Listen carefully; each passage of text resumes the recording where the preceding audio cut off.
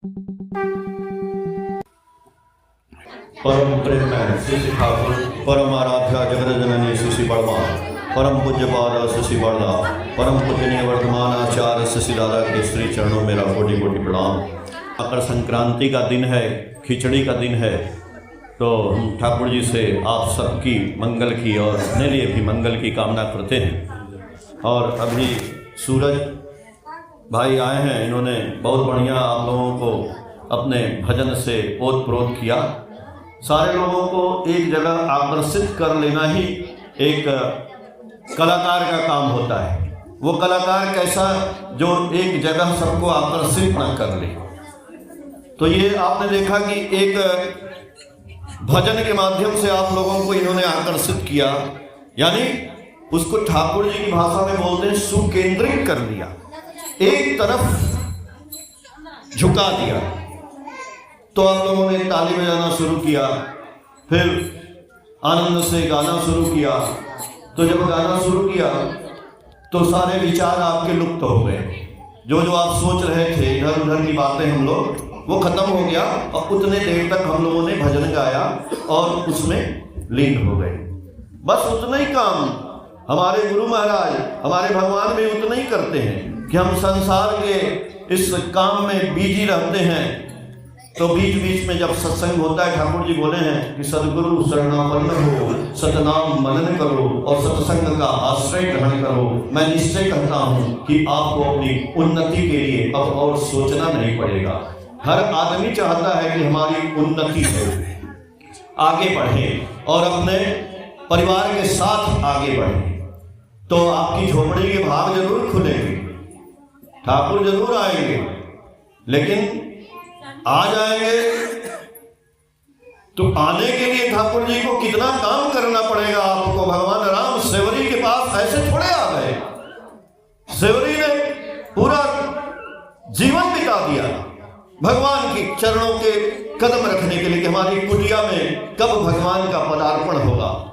जवान से बुढ़िया हो गई और रोज सोचती थी कि भगवान आएंगे और उनको हम क्या खिलाएंगे। आपने बोला ना कि मिश्री के भोग लगाएंगे, ये उसके पास तो कुछ नहीं था। अब जिसके पास माखन मिश्री नहीं रहेगा तो भगवान क्या उसके पास नहीं आएंगे? आएंगे ना। भगवान आपके प्रेम के भूखे हैं, आपके मक्खन के नहीं, आपकी मिश्री के नहीं, भगवान प्रेम के भूखे हैं। तो सेवरी ने प्रेम किया और उसने कहा कि मैं भगवान को क्या लगाऊंगी भोग। कुछ नहीं था, जंगल था, चारों तरफ जंगल, बेर के पेड़ थे। उसने सोचा कि चलो ये बेर ही लगा देंगे भोग भगवान को। लेकिन मान लो आज ही आ गए भगवान तो क्या करेंगे। रोज सवेरे जाती थी, बेर तोड़ती थी, लेकिन फिर सोची कि भगवान को हम कैसा बेर खिलाएंगे, खट्टा की मीठा। अब कैसे पता चलेगा भाई? मीठा मीठा बेर ना भगवान को खिलाएंगे, सड़ा नहीं खिलाएंगे, अच्छा खिलाएंगे। तो आप लोग, हम लोग भगवान को जब खिलाते हैं, भोग लगाते हैं, तो सोचिए कि एप्पल चढ़ाए, सेब चढ़ाए, केला चढ़ाए तो सुंदर सुंदर होना चाहिए, अच्छा अच्छा होना चाहिए। वो हमको भगवान को चढ़ाना है। एक बार ठाकुर जी को ऐसे सत्संग चल रहा था। सत्संग कहाँ चल रहा था? कलकत्ता में दमदम एयरपोर्ट है जहाँ से हवाई जहाज उड़ता है। वहाँ पे एक आदमी का घर था, एक सत्संगी भाई का ऐसे ही घर था। और वहाँ पे उन्होंने ठाकुर जी को जिलेबी का भोग लगाया कलकत्ता में। और ठाकुर जी कहाँ रहते हैं? देवघर में। भोग लगा कलकत्ता में, सत्संग हो रहा था, उसमें जलेबी का भोग चढ़ गया और वो भोग बांट दिया गया सबको। जितने लोग वो जलेबी खाए सबका पेट खराब हो गया। वो जलेबी गड़बड़ थी, अब वो भोग लग गया, सबका पेट खराब हो गया। और इधर ठाकुर जी का भी पेट खराब हो गया। अब बोलिए, आप जो भोग लगाते हैं वो ठाकुर जी खाते हैं कहाँ? वहां से 400 किलोमीटर दूर कलकत्ता भोग लगा वहां पे, और ठाकुर जी फोटो नहीं है। ठाकुर जी का भी आश्रम में पेट खराब हो गया। पता चला कि एक भक्त ने उनको जो है खराब जिलेबी का भोग लगा दिया था। तो सेवरी जो है बेर को खाती थी और जो बेर खट्टा होता था उसको हटा देती थी और मीठे बेर को रख लेती थी। सेवरी ने चखा और रखा, उसके दिमाग में ये नहीं था, वो सोचती थी कि भगवान को मीठा बेर खिलाएंगे और वो जूठा बेर ही रखती चली गई। और भगवान जब एक दिन आते हैं तो वही जूठा बेर जो मीठा था वो रख देती है और भगवान उसको खाते हैं। श्री रामचंद्र जी जब कुटिया में आए थे और दर्शन करने के बाद वही सेवरी का भगवान राम के चरणों में प्रणाम हो जाता है, लेकिन उनके छोटे भाई लक्ष्मण वो बेर नहीं खाए। वो बोले नहीं, इसने तो ये बेर जो है जूठा खिलाया है, अब भैया खा लिए, हम तो नहीं खाएंगे। लेकिन देखिए होता क्या है भगवान की लीला कि जब लक्ष्मण को युद्ध में बाण लगता है तो लक्ष्मण जो है मूर्छित हो जाते हैं। जब वैद्य आते हैं वैद्य जी तो बोलते हैं कि इनके प्राण तभी बचेंगे जब संजीवनी बूटी लाई जाएगी। अब वो पेड़ संजीवनी बूटी कहाँ थी? पर्वत पे।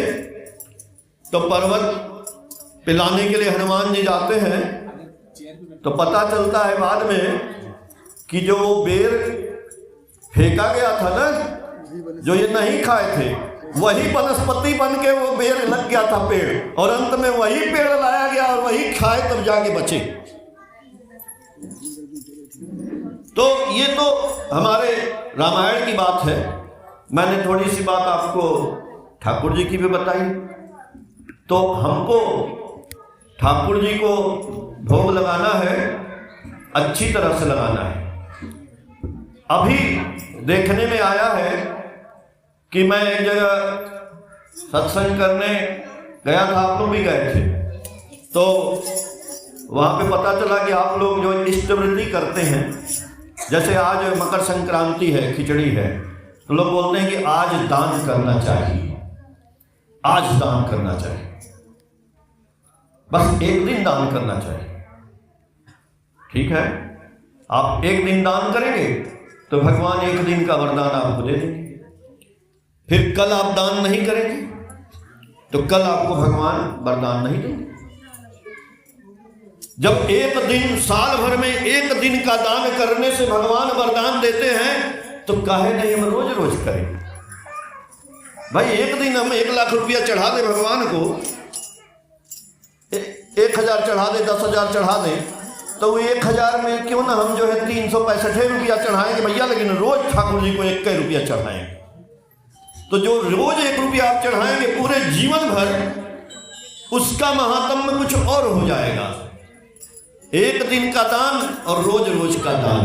जब रोज रोज दान करेंगे तो आपका दुख, आपका कष्ट, आपका ग्रह, आपका नक्षत्र, ये सब कुछ जो है अपने आप खत्म हो जाएगा, क्योंकि ब्राह्मण को दान देना महाकल्याण। तो ठाकुर जी इस धराधाम पे आए और ऐसे भगवान, जो भगवान कृष्ण यदि सुदामा से चावल नहीं खाते तो सुदामा की गरीबी दूर नहीं होती। अब आप ये सोचिए, हम कहते हैं कि भगवान आ जाएंगे, मेरी झोपड़ी के भाग खुल जाएंगे, ठाकुर आ जाएंगे। अरे भैया, भगवान आ जाएंगे तब भी नहीं आपके भागे खुलेंगे। अगर भागे खुलना होता तो भगवान के मित्र तो सुदामा मित्र थे, द्वारिकाधीश के जो मित्र है उसी का भाग्य नहीं खुला। वर्षों तक गरीब के गरीबे बने रहे। अरे जिसके दोस्त भगवान है वही गरीब रहा, काहे भाई? ठाकुर जी के पास बहुत लोग रहते हैं, अभी भी, पहले भी रहते थे, और उसमें से कई लोग आज भी गरीब हैं, आज भी उनका भाग्य नहीं बदला है। अब बहुत लोगों का भाग्य बदल गया। तो भगवान के आने से, जाने से आपके भाग्य नहीं बदलेंगे। हम बात बोल रहे हैं, हमारी बात आपको बुरी भी लग सकती है, कड़ी भी लग सकती है, लेकिन समझने की बात है। समझ जाएंगे तब आपके भाग्य खुलेंगे। भगवान कुछ नहीं करेंगे, करना आपको है। जगन्नाथ कभी गए हैं आप वहां पे? पुरी, जगन्नाथपुरी गए हैं आप लोग? जगन्नाथपुरी में जगन्नाथ जी की मूर्ति है, उसके हाथ नहीं होते, बिना हाथ की मूर्ति। तो ऐसे भगवान को जब हम प्रणाम करते हैं, जिनका हाथ ही नहीं तो हमको क्या देंगे? पूछा गया ठाकुर जी से, ठाकुर जी जगन्नाथ को हाथ नहीं, तो फिर ऐसे भगवान को हम कैसे पूजा करने से क्या मिलेगा? ठाकुर जी बोले इसका मतलब आप नहीं समझते हैं। भगवान आपको नहीं पकड़ेंगे, भगवान को आपको पकड़ना पड़ेगा। आपको भगवान को पकड़ना है। आपकी झोपड़ी के भाग खुलेंगे जब आप ठाकुर को पकड़ेंगे। और खाली पकड़ लेंगे नहीं, पकड़ने का मतलब होता है कि वो जो जो बोले हैं वो करेंगे। कुछ बोले हमारे पास बैठने से भी तुम्हारी किस्मत नहीं बदल जाएगी। अगर किस्मत बदलनी होती तो मेरे शरीर पे तो अनेक मक्खी बैठती है, उसकी किस्मत नहीं बदल जाती, स्वर्ग में चली जाती है क्या? नहीं जाएगी। मक्खी को भी कुछ करना पड़ेगा। तो हमको क्या करना पड़ेगा? खिचड़ी का दान दिए, बहुत अच्छा किए, लेकिन आज से रोज दान करना पड़ेगा, ये प्रण करना पड़ेगा। कहते हैं ना, हम आज व्रत हैं जी, हम आज एकादशी हैं, हम आज चावल नहीं खाएंगे। अच्छी बात है। तो आज आप एकादशी हैं, चावल नहीं खाएंगे, तो ये भी कह लीजिए कि आज एकादशी, हम किसी की शिकायत नहीं करेंगे, हम किसी के बारे में गड़बड़ बात नहीं करेंगे। आज एकादशी है, हम गाली नहीं देंगे। आज एकादशी है, हम किसी के बुरी बात नहीं सोचेंगे, सब कुछ करेंगे, लेकिन चावल नहीं खाएंगे। ये कौन सा व्रत है? व्रत करिए। ठाकुर जी ने जो नारी नीति पुस्तक लिखी है पूरी की पूरी, उसमें है कि व्रत और नियम तोड़ो नहीं, करो, लेकिन क्यों करते हैं उसके बारे में समझिए पहले, कि क्यों एकादशी का व्रत करते हैं, क्यों पूर्णिमा का व्रत करते हैं। अच्छी बात है, आपके शरीर के लिए लाभदायक है। लेकिन जो हम लोग बात कर रहे हैं दान देने की, तो आप सबसे बड़ा दान जो ठाकुर जी का है ना, 3 बात ये बताए ना कि 3 काम करना है, यजन, याजन, इष्टवृत्ति। तो इष्टवृत्ति जो सवेरे उठकर अन्न जल ग्रहण करने से पहले आपको दान देना है। कुछ भी पानी वानी नहीं पीना है, 1 दिन नहीं, जीवन भर। और सूरज निकलने से पहले दे। तो खैर जो जो लोग ठाकुर जी को धारण किए हैं वो तो जानते ही हैं कि क्या क्या करना है। हमारे रामायण में, महाभारत में सब कुछ वर्णित है। अब भगवान कृष्ण की बात आप लोग जानते ही हैं कि सुदामा जी बोले ना कि भगवान के मित्र थे, लेकिन उनकी गरीबी दूर नहीं हुई। इसलिए नहीं दूर हुई कि भगवान का चरण पूजा करने से आपका कुछ नहीं होगा। भगवान के चरण में आप पानी डाल दीजिए, लड्डू डाल दीजिए, पैसा रख दीजिए, कुछ नहीं होगा। भगवान का चरण पूजा करना पड़ेगा। भगवान सुदामा से बोले, सुदामा गए ना, जब उनकी पत्नी बोली कि इतना गरीब हो तुम, समझते नहीं हो, तुम्हारे मित्र भगवान है, द्वारिकाधीश है, एक बार जाके देखो ना, तुम्हारी गरीबी मिट जाएगी। बोले तुम पागल हो। दोस्त देखिए कैसे होते हैं। दोस्त भी बोलता है मैं गरीब में ही मर जाऊंगा, लेकिन मैं अपने दोस्त से मांगने नहीं जाऊंगा, मैं मांगूंगा नहीं। और हम लोग यहाँ रोज मांगते हैं गुरु जी के यहाँ, जैसे प्रणाम करेंगे 5 रुपया रखे हैं, हाय गुरु जी ये दे दीजिए, हाय गुरु जी। काहे भाई का गुरु जी देख नहीं रहे आपको? आप मांगेंगे कुछ नहीं मिलेगा। बिन मांगे मोती मिले, मांगे मिले न भीख। सुदामा जी बोले अपनी पत्नी से, वो भगवान है, मैं अपने मित्र से मांगूंगा नहीं। बोले नहीं, एक बार आप जाइए हमारी बात सुन करके और भगवान के यहाँ जाइए उनका दर्शन करने। बोले कि हाँ ठीक है जाएंगे, लेकिन जब भगवान के यहाँ जाएंगे तो कुछ ले जाएंगे ना, कुछ तो है नहीं घर में। बोले हाँ ठीक है। जाती है पड़ोस में और चावल मिलता है भिक्षा में ले आती हैं, बोलती हैं यही चावल आप ले जाइए। अब सोचते हैं कि भैया चावल ले जाओ, गरीब आदमी है, धोती वोती सब फटी हुई है और सर पे पगड़ी नहीं है, गरीब और आदमी गए, उनको तो पता नहीं था, रास्ता पूछते पूछते उनके भगवान के दरवाजे पर पहुंचते हैं तो द्वारपाल खड़ा रहता है। बोला कि किससे मिलना है? तो बोले कि हमारे मित्र हैं द्वारिकाधीश भगवान कृष्ण हैं, उन्हीं से मिलना है। और तो बोला कि देखा उनको, बोला अरे ऐसा भगवान का मित्र कैसा आ गया, ये गरीब आदमी ऐसे भगवान का मित्र होता? बोले नहीं, आप जा करके ना बोलो उनसे, मेरे बारे में जाके बोलना। तो वो द्वारपाल जाता है, भगवान कृष्ण बैठे हैं द्वारिकाधीश, तो उनसे बोलता है, बोले क्या बात है? बोले प्रभु एक बहुत गरीब टाइप का आदमी आया है। बोले कैसा है? तो बोलता है कि धोती फटी सिलटी दुपट्टी और उपान की नहीं सामा, अद्वार खड़े तिज दुर्बल देख रहे चकिसो वसुधा अभिरामा, पूछत दीन दयाल को धाम बतावत आपनो नाम सुना।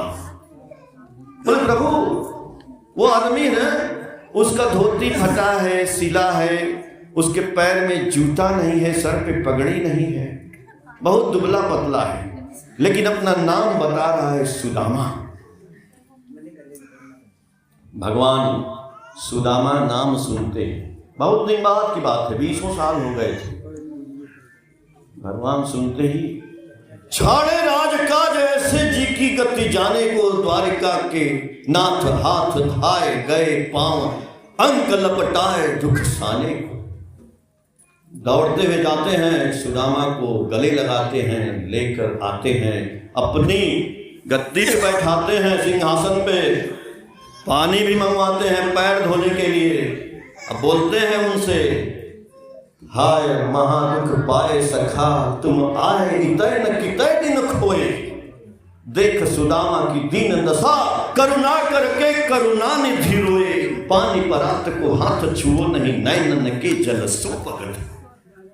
भगवान अपने आंख के पानी से रो करके उनका पैर धो दिए, वो पानी परात में रखा हुआ था उसको नहीं छुए।